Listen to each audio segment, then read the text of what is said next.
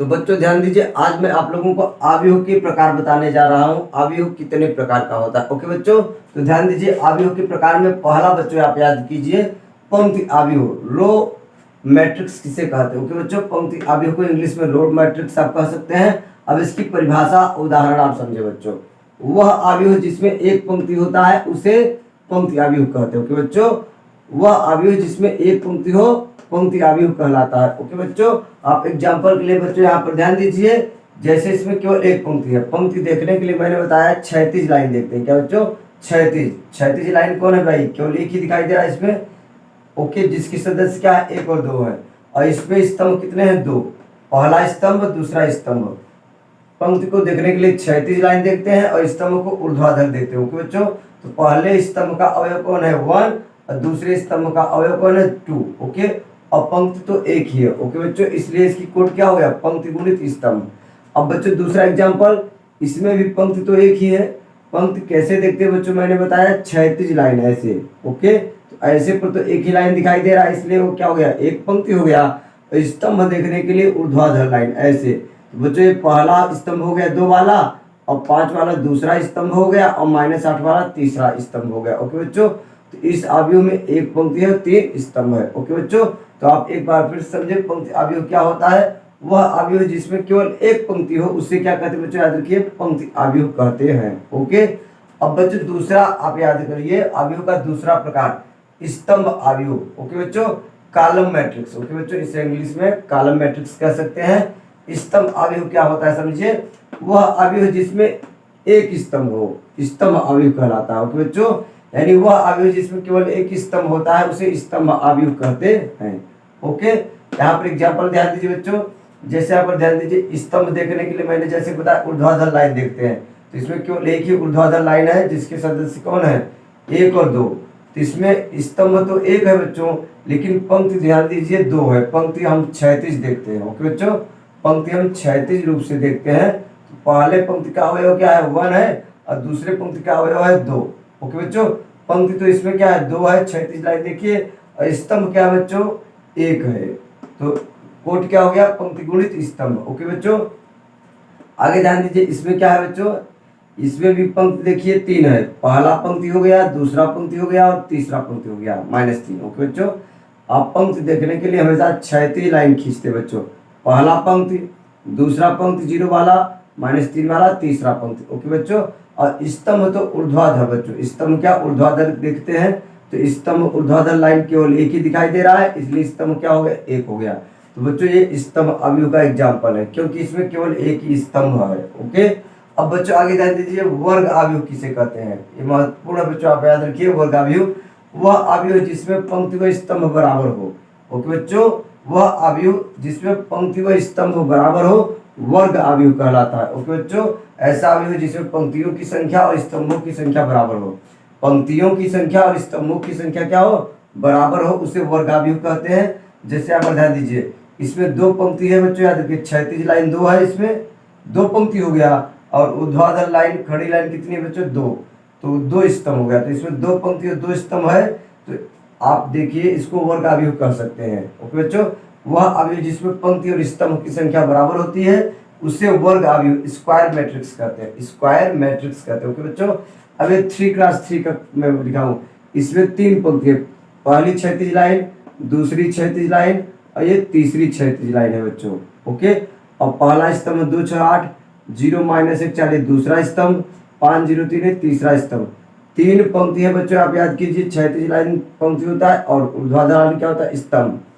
3 पंक्ति है, 3 स्तंभ है, पंक्ति और स्तंभ बराबर है, इसलिए हम इसे वर्ग आव्यूह कहेंगे। ओके बच्चों, इसकी कोटि 3x3 है। ओके बच्चों, आप आगे ध्यान दीजिए बच्चों। अब चौथा ध्यान दीजिए, चौथा जो आव्यूह का प्रकार होता है विकर्ण आव्यूह होता है, डायगोनल मैट्रिक्स। ओके बच्चों, तो विकर्ण आव्यूह की परिभाषा क्या और इसका एग्जाम्पल आप समझे बच्चों। ओके, वह वर्ग आव्यूह जिसमें मुख्य विकर्ण के अतिरिक्त अन्य सभी अवयव शून्य हो विकर्ण आव्यूह कहलाता है। ओके बच्चों, वह वर्ग आव्यूह, याद रखिए विकर्ण आव्यूह क्या होता है बच्चों, सबसे पहले वर्ग आव्यूह। वर्ग आव्यूह में आपको बता चुका हूँ, पंक्ति और स्तंभ की संख्या बराबर तो उसे वर्ग आव्यूह कहते हैं। और विकर्ण आव्यूह क्या होता है, एक वर्ग आव्यूह होता है। विकर्ण आव्यूह क्या होता है, एक वर्ग आव्यूह होता है, आप याद रखिए, पंक्ति और स्तंभ इसमें बराबर रहेगा। ओके बच्चों, तो वह वर्ग आव्यूह जिसमें मुख्य विकर्ण के अतिरिक्त अन्य सभी अवयव शून्य हो विकर्ण अवयव कहलाता है। ओके बच्चों, तो सबसे पहले आप समझिए यहाँ पर मुख्य विकर्ण का क्या मतलब बच्चों। आप ध्यान दीजिए, मुख्य विकर्ण का मतलब यही होगा बच्चों।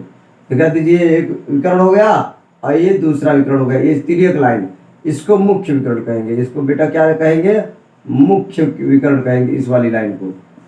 ध्यान दीजिए, ऐसे जब कहेंगे इस लाइन को मुख्य विकर्ण कहेंगे। ओके बच्चों, तो मुख्य विकर्ण के को छोड़कर पहला नंबर ध्यान दीजिए, विकर्ण अवयव क्या होता है, एक वर्ग अवयव होता है। देखिए इसमें 2 पंक्तियों 2 स्तंभ है, इसमें 3 पंक्तियों 3 स्तंभ है, तो ये बच्चों याद रखिए एक वर्ग अवयव है, क्योंकि विकर्ण अवयव क्या होता है, एक वर्ग अवयव होता है।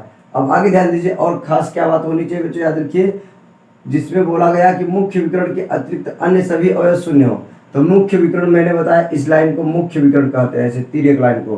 तो ध्यान दीजिए 1 और 2 मुख्य विकर्ण में कितने कौन कौन अवयव है, 1 और 2 है, बाकी दोनों क्या है, 0 है। यहाँ पर ध्यान दीजिए मुख्य विकर्ण में कौन कौन अवयव है, 2 1 5। ओके बच्चों, मुख्य विकर्ण में कौन कौन अवयव है, 2 1 5 है मुख्य विकर्ण के अवयव, और बाकी सब अवयव क्या है, 0 है। तो यह क्या है बच्चों, आप याद रखिए विकर्ण अवयव का प्रकार वह वर्ग अवयव जिसमें मुख्य विकर्ण के अतिरिक्त मुख्य विकर्ण को छोड़ करके बाकी सभी अवयव क्या होने चाहिए, शून्य होने चाहिए। ओके बच्चों, उसे विकर्ण अवयव कहते हैं। और विकर्ण अवयव क्या होता है, एक वर्ग अवयव होता है, आप याद रखिए। अब बच्चों ध्यान दीजिए, पांचवा अदिश अवयव किसे कहते हैं बच्चों। अवयव के प्रकार में पांचवा अवयव ध्यान दीजिए, स्केलर मैट्रिक्स अदिश अवयव किसे कहते हैं, वह विकर्ण अवयव जिसमें मुख्य विकर्ण के सभी अवयव समान हो। मुख्य विकर्ण के सभी अवयव क्या होने चाहिए, समान होने चाहिए। ओके बच्चों, आप यहाँ अवयव लिख सकते हैं बिल्कुल।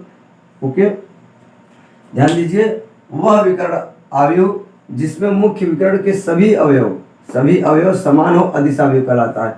बच्चों ध्यान दीजिए, विकर्ण अवयव क्या होता है, एक वर्ग अवयव होता है, और अदिश अवयव क्या होता है, एक विकर्ण अवयव होता है।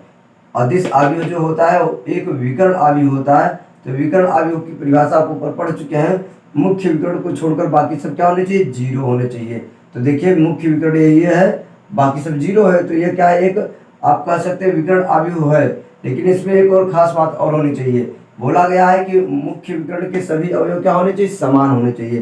तो देखिए मुख्य विकर्ण के सभी अवयव यहाँ 2 2 है, यहाँ पर क्या है 3 3 3 है। ओके बच्चों, तो मुख्य विकर्ण के सभी अवयव यदि समान होते हैं, मुख्य विकर्ण के सभी अवयव यदि समान होते हैं, तो आप याद रखिए उस विकर्ण अवयव को अदिश अवयव कहने लगते हैं। ओके बच्चों, ऐसा विकर्ण अवयव जिसके मुख्य विकर्ण के सभी अवयव क्या समान हो, मुख्य विकर्ण के सभी अवयव क्या हो, समान हो, उस विकर्ण अवयव को अदिश अवयव कहते हैं। ओके बच्चों, तो आप बहुत आसानी से इसका एग्जाम्पल समझ पाए बच्चों। अदिश अवयव का मतलब क्या होना चाहिए, मुख्य विकर्ण के सभी अवयव क्या होने चाहिए, समान होने चाहिए। ओके बच्चों, तो आगे ध्यान दीजिए, अवयव का 5वां प्रकार मैं आपको बताने जा रहा हूँ, शून्य अवयव। ओके बच्चों, शून्य अवयव किसे कहते हैं, वह अवयव जिसके प्रत्येक अवयव शून्य हो उसे शून्य अवयव कहते हैं। ओके बच्चों, वह अवयव जिसके प्रत्येक अवयव शून्य हो शून्य अवयव कहलाता है। आप एग्जाम्पल देकर प्रत्येक अवयव शून्य होना चाहिए, उसे शून्य अवयव कहते हैं। अब बच्चों ध्यान दीजिए, छठवां सबसे महत्वपूर्ण है तत्समक अवयव। ओके बच्चों, तत्समक अवयव ध्यान दीजिए क्या होता है, वह वर्ग अवयव। अब याद रखिए तत्समक अवयव क्या होता है, एक वर्ग अवयव, यानी पंक्ति की संख्या और स्तंभ की संख्या होना चाहिए बराबर। ओके बच्चों, ध्यान दीजिए, तत्समक अवयव सबसे पहले याद रखिए एक वर्ग अवयव होता है, इसमें पंक्ति और स्तंभ की संख्या बराबर होनी चाहिए। ओके बच्चों, तो ध्यान दीजिए तत्समक अवयव की परिभाषा, वह वर्ग अवयव जिसमें मुख्य विकर्ण के सभी अवयव 1 हो तथा अन्य सभी अवयव 0 हो तत्समक अवयव कहलाता है।